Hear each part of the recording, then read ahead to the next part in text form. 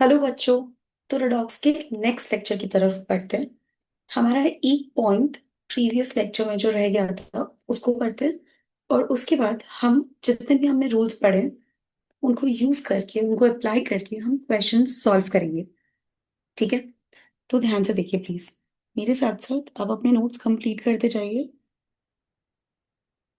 मैं यहाँ पे एक टेबल बना रही हूँ। Element, minimum oxidation state, maximum oxidation state.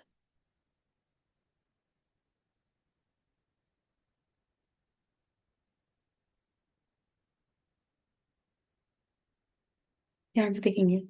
Carbon, जो कार्बन है उसके आउटर मोस्ट में कितने इलेक्ट्रॉन्स होते हैं? बताओ। चार होते हैं। अब या तो वो चार गेन कर सकता है या फिर वो चार लूज कर सकता है अपना ऑक्टेट पूरा करने के लिए। अगर वो चार गेन करता है तो फोर इलेक्ट्रॉन्स गेन किया, तो ऑक्सीडेशन स्टेट हो गई -4।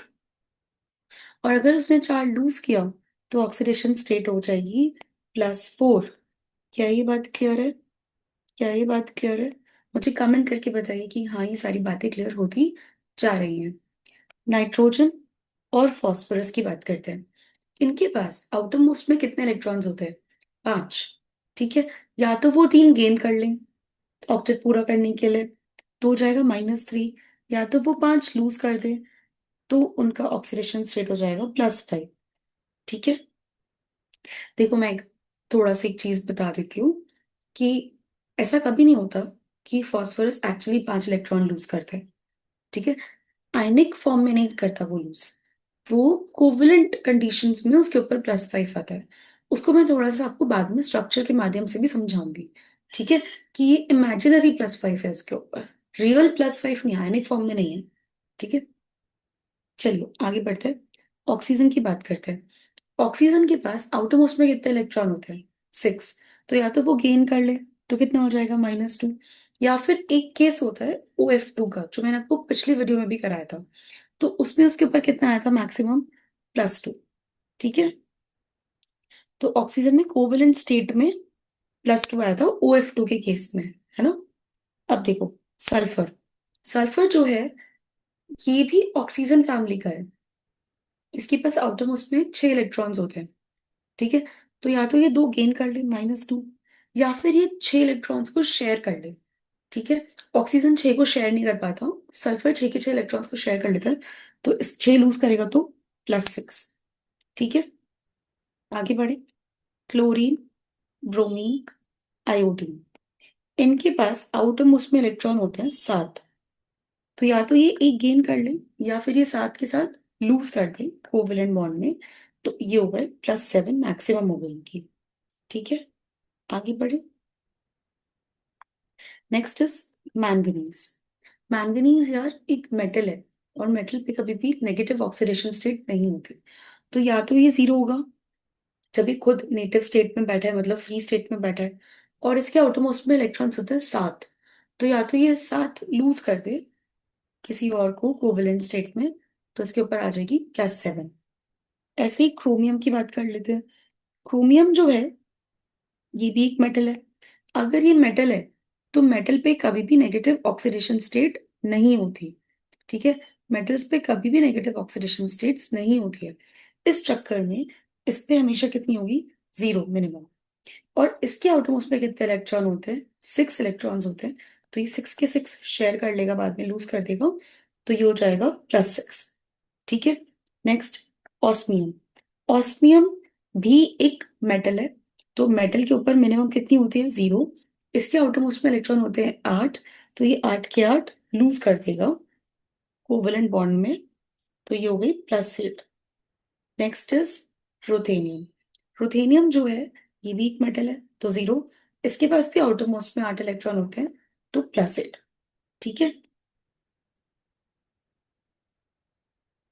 अब इसमें जो ये दोनों एलिमेंट्स हैं, ये ऐसे दो एलिमेंट्स हैं जिनकी मैक्सिमम ऑक्सीडेशन स्टेट होती है पूरे पीरियोडिक टेबल में।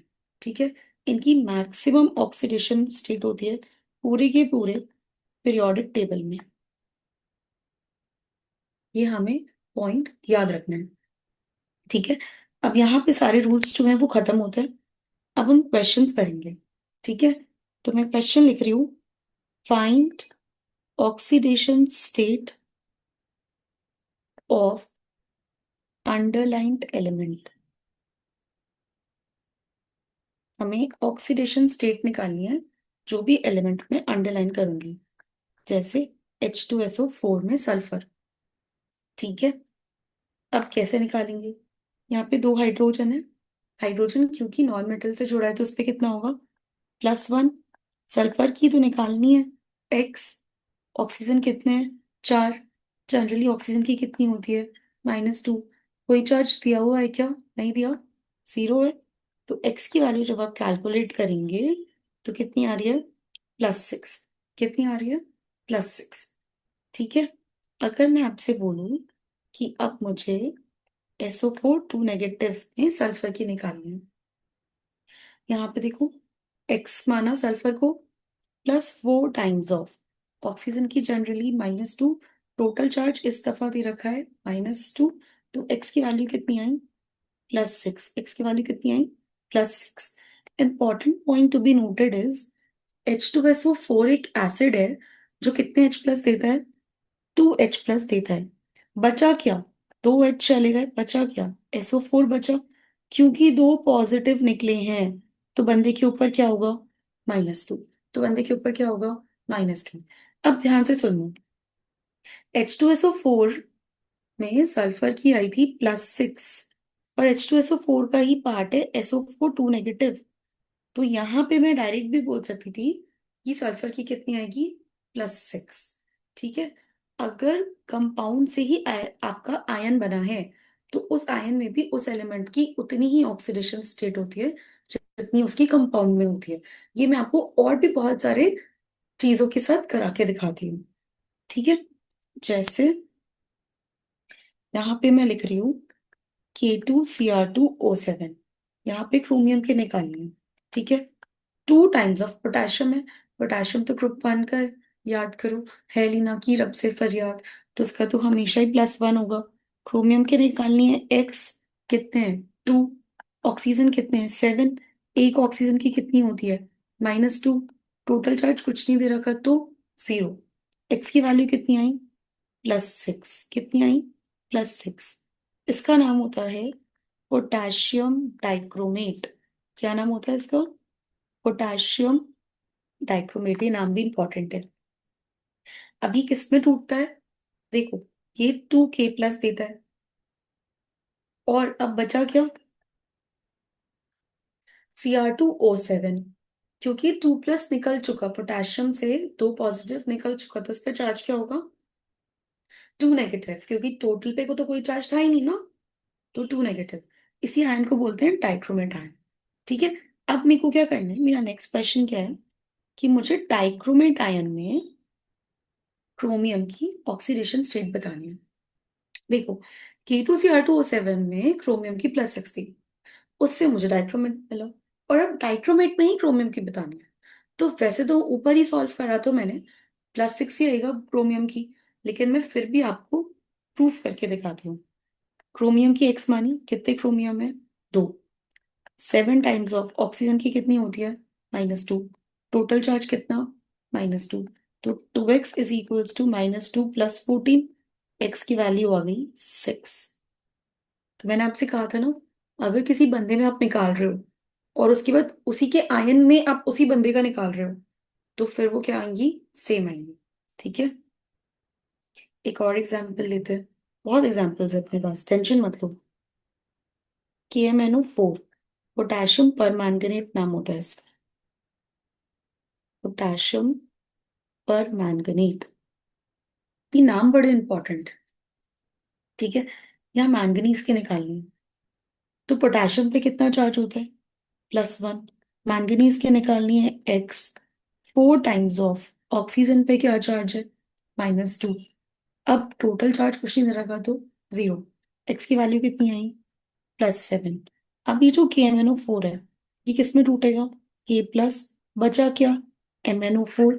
एक पॉजिटिव निकल गया तो इस पे कितना चार्ज? नेगेटिव। इसी को परमैंगनेट आयन बोलते हैं। इसी को क्या बोलते हैं? Permanganate ion. ठीक है। अब मेरा नेक्स्ट क्वेश्चन, आप अभी तक सोच भी चुके होंगे कि मेरा नेक्स्ट क्वेश्चन क्या है। मैम अब परमैंगनेट में मैंगनीज की ऑक्सीडेशन स्टेट निकलवाएंगी। आप बताओ अब कितनी आएगी? कितनी आएगी? +7 ही आएगी। फिर भी निकाल लेते हैं। एक्स मान लिया मैंगनीज को। 4 टाइम्स ऑफ ऑक्सीजन की कितनी है? -2। टोटल चार्ज कितना है? -1। एक्स की वैल्यू कितनी आई? +7।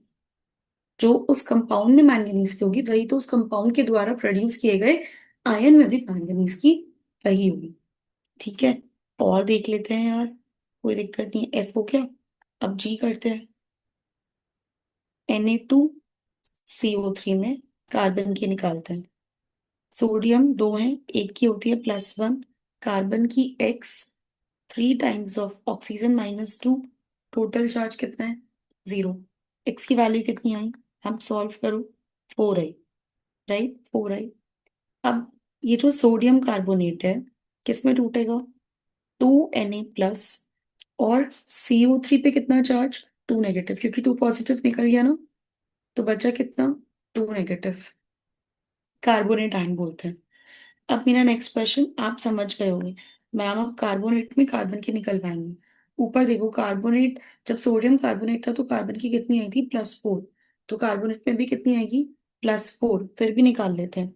X +3 times of -2 is equals to -2। Right. तो चलिए, कितनी आई एक्स की वैल्यू? +4। कितनी आई एक्स की वैल्यू? +4। आई होप आपको अभी क्लियर हो गया हो। ठीक है। आगे बढ़े। H2C2O4, इसका नाम होता है ऑक्सैलिक एसिड। क्या नाम होता है? Oxalic acid. ऑक्सैलिक एसिड में हाइड्रोजन जो है वो नॉन मेटल से जुड़ा है। हाइड्रोजन की हो गई +1। कार्बन की निकालनी है एक्स। कितने कार्बन है? 2। ऑक्सीजन कितने हैं? 4। एक की होती है -2। टोटल चार्ज कुछ नहीं दे रखा तो 0। एक्स की वैल्यू जब आप सॉल्व करेंगे यहाँ से तो आएगा +3। तो क्या आएगा? +3। अच्छा, ये ऑक्सैलिक एसिड क्या देगा? 2H+। बचा क्या? C2O4। दो पॉजिटिव निकाल लिया तो उस पर कितना चार्ज आया? -2। इसी को कहते हैं ऑक्सलेट आयन। इसी को क्या कहते हैं? Oxalate ion. अब अगर मैं आपसे पूछूं कि ऑक्सलेट आयन में कार्बन की कितनी ऑक्सीडेशन स्टेट होगी, तो आप क्या बोलेंगे? +3। क्योंकि ऑक्सैलिक एसिड में भी तो +3 है ना। ठीक है। अब डायरेक्ट हो जाएगा आपसे। चलिए, नेक्स्ट क्वेश्चन की तरफ बढ़ते हैं। HN3, इसको कहते हैं हाइड्राजोइक एसिड। क्या कहते हैं? Hydrazoic acid. इसमें मुझे नाइट्रोजन की निकालनी है। क्योंकि हाइड्रोजन एक नॉन मेटल से जुड़ा है, उस पे हो गया +1। नाइट्रोजन की निकालनी है, 3 नाइट्रोजन है, टोटल चार्ज 0। तो एक्स की वैल्यू कितनी आई? -1/3। कितनी आई? -1/3। नेक्स्ट इज N2H4, जिसे मैं क्या बोल रही हूँ? हाइड्राजीन। जैसे मैं क्या बोल रही हूँ? हाइड्राजीन। इसमें मुझे बोला है कि नाइट्रोजन के निकालो। तो देखो, नाइट्रोजन को एक्स माना। कितने नाइट्रोजन है? 2। 4 टाइम्स हाइड्रोजन की +1 होगी क्योंकि वो नॉन मेटल से जुड़ा है। टोटल चार्ज कुछ नहीं दिया तो 0। एक्स की वैल्यू कितनी आई? -2। एक्स की वैल्यू कितनी आई? -2। Next, Fe0.96O। Fe0.96O, ये थोड़ा वियर्ड लग रहा होगा आपको, है ना। यहाँ पे मुझे आयरन की निकालनी है। कैसे निकालेंगे? ध्यान से देखो। कितने आयरन है? 0.96। एक का कितना माना? एक्स। ऑक्सीजन एक है। कितनी होती है इसकी? -2। टोटल चार्ज कुछ नहीं दिया तो 0। तो एक्स की वैल्यू कितनी आई? 2/0.296। जैसे आप 200/96 भी लिख सकते हो। आप आगे इसे फर्दर सॉल्व भी कर सकते हो, पर मैं इसे यहीं पे छोड़ देती हूँ। ठीक है। आगे चलें। एल हो गया। Next N. NH4NO3। NH4NO3 में मुझे नाइट्रोजन की निकालनी है। ठीक है। कितने नाइट्रोजन है? 2। तो 2x। हाइड्रोजन नॉन मेटल से जुड़ा है तो +1। ऑक्सीजन 3 है, एक की होती है -2। Total charge 0। तो 2x +4 -6 is equals to 0। 2x -2 is equals to 0। तो एक्स की वैल्यू आई +1, एक्स की वैल्यू क्या आई +1। यहाँ पे थोड़ा सा पंगा हो गया। ये एक बहुत पंगे वाली सिचुएशन में हम फंस गए। हम क्यों? क्योंकि ध्यान से देखना बिल्कुल। NH4NO3 किससे बना है? NH4 प्लस और NO3 नेगेटिव से। अब NH4 प्लस में नाइट्रोजन के निकालो।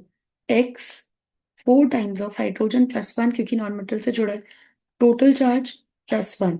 तो एक्स की वैल्यू कितनी आई? यहाँ से -3। यहाँ से एक्स कितना है? -3। और यहाँ पे नाइट्रेट में नाइट्रोजन की निकालो। कितना आएगा?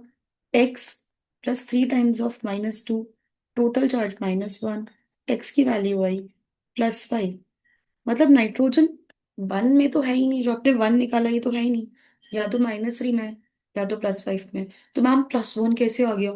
बेटा ध्यान से देखना, इन दोनों का एवरेज, एवरेज देखो। एवरेज कैसे निकालते हैं? Sum of all observations divided by number of observations. देखो -3 +5, नाइट्रोजन कितने थे? 2। तो कितना है ये? 2/2, 1। बेसिकली ये जो वन आपने निकाला ये कुछ नहीं है, ये एवरेज है। ठीक है, क्या ये बात समझ में आई? आगे बढ़े। नेक्स्ट, ये क्या था? एम था। अब एन की तरफ बढ़ते हैं। Fe3O4 में आयरन के निकालिए। ठीक है, चलो। एक्स माना, कितने हैं? 3। 4 टाइम्स ऑफ -2। Total charge 0। तो एक्स की वैल्यू कितनी आई? 8/3। यहाँ पे भी पंगा हो चुका है। कैसे? ध्यान से देखो। ये जो Fe3O4 है, ये एक्चुअली FeO और Fe2O3 से बनता है। ठीक है, ये FeO कब बना होगा? जब आयरन की ऑक्सीडेशन स्टेट +2 रही होगी, तब ये FeO बना होगा। और Fe2O3 कब बना होगा? जब आयरन +3 और ऑक्सीजन -2 रहा होगा, तब Fe2O3 बना होगा। ठीक है, अब यहाँ पे आयरन +2 में है, यहाँ पे आयरन +3 में है। देखो, +2 वाले आयरन कितने हैं? 1। +3 वाले कितने हैं? 2। और टोटल आयरन कितने हैं? 3। कितना आया? 8/3। मतलब ये भी क्या है? एवरेज। ये भी क्या निकला? एवरेज। तो यहाँ पे मैं एक नोट डाल देती हूँ कि ऑक्सीडेशन नंबर पॉजिटिव भी हो सकती है, नेगेटिव भी हो सकती है, 0 भी हो सकती है, या फ्रैक्शनल भी हो सकती है। Oxidation state can be positive, comma, negative,